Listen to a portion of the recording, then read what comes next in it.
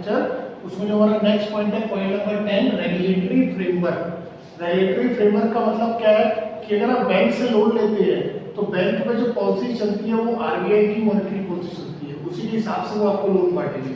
Monetary policy का मतलब है आरबीआई जब चाहे अगर आपने लोन लेना है तो सिक्योरिटी का अमाउंट बढ़वा भी सकती है, घटवा भी सकती है, वेराज इंटरेस्ट रेट भी कम कर सकती है, बढ़ा भी सकती है।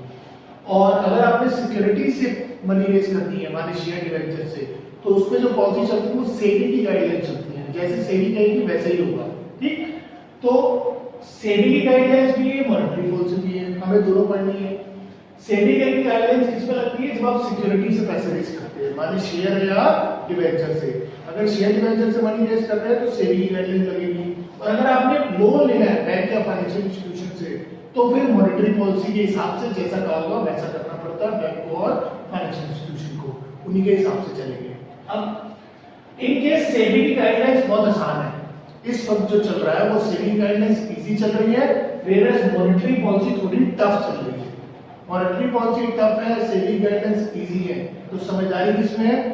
सिक्योरिटी से मनी रेज करने में, क्योंकि सेबी गाइडलाइंस किस पे लगती है? सिक्योरिटीज पे लगती है। तो इन दैट केस ज्यादा पैसा सिक्योरिटीज के थ्रू रेज करना चाहिए। सिक्योरिटीज माने शेयर या डिबेंचर के थ्रू, वेयरएज लोन से कम पैसे लेने चाहिए। इन दैट केस लोन से इसीलिए लेने चाहिए, कम पैसे लेने चाहिए क्योंकि मॉनेटरी पॉलिसी टफ चल रही है। अगर आप लोन लेते हैं तो आपको ज्यादा सिक्योरिटी मॉर्गेज रखनी पड़ेगी। क्लियर हो गई थी बात? और अगर सेबी गाइडलाइंस टफ चल रही है और मॉनेटरी पॉलिसी ऐसा चल रही है, मतलब बैंक कह रहा है लोन ले जाओ तो सिक्योरिटी भी कम रख दो हमारे पास, कोई बात नहीं, और सेबी यहाँ पर इस वक्त टफ चल रहा है, तो सेबी टफ चल रहा है, मॉनेटरी पॉलिसी इजी चल रही है, तो समझदारी किसमें है?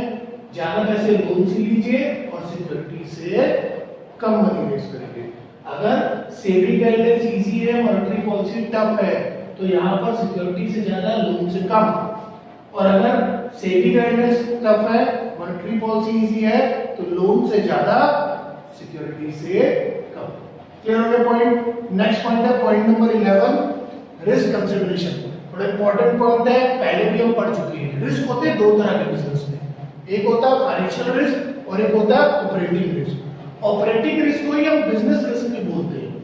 जब हमने फाइनेंसिंग डिसीजन पढ़ा था तो उसका एक फैक्टर था हाई ऑपरेटिंग कॉस्ट। वो क्या था? हमने कहा था कि हमारे बिजनेस के कुछ खर्चे ऐसे होते हैं जो फिक्स्ड होते हैं, उसका बिजनेस के चलने या ना चलने से कोई भी लेना देना नहीं होता। जैसे अभी ले लीजिए कोरोना के टाइम में कई बिजनेस बंद है, मगर उनके कुछ ऐसे खर्चे होंगे जो कंटिन्यूअस चले गए होंगे। एग्जांपल के तौर पे रेंट का और सैलरी का, रेंट का, सैलरी का, फिक्स्ड इलेक्ट्रिसिटी बिल का, फिक्स्ड वाटर बिल का, ये वो खर्चे हैं जिसका आपके बिजनेस से कोई लेना देना नहीं है। आपकी दुकान खुले भले ना खुले, ये पैसे तो जाने ही जाने, इसको बोलते हैं ऑपरेटिंग कॉस्ट।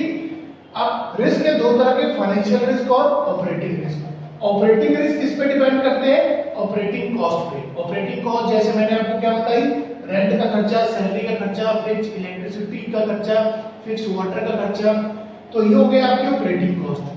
अगर आपकी ऑपरेटिंग कॉस्ट हाई चल रही है, अगर आपकी ऑपरेटिंग कॉस्ट हाई चल रही है, मतलब आपकी कमाई में से ज्यादा हिस्सा आपका रेंट और सैलरी में चला जाता है, तो इससे आपका बिजनेस रिस्क माने ऑपरेटिंग रिस्क भी क्या हो जाएगा? बढ़ जाएगा। मैंने पहले कहा ऑपरेटिंग रिस्क को क्या बोलते हैं?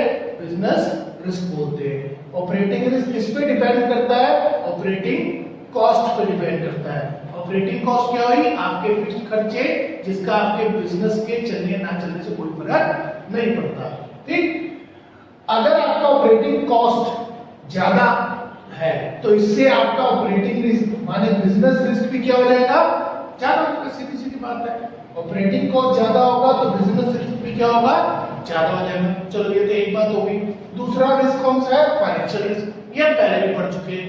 फाइनेंशियल रिस्क क्या होता है? जब फर्म अपने फिक्स्ड खर्चे जो उसके फिक्स्ड फाइनेंशियल चार्जेस हैं वो भी पे करने में सक्षम ना हो। It refers to position when a company is unable to meet its fixed financial charges. Fixed खर्चे कौन-कौन से हुए?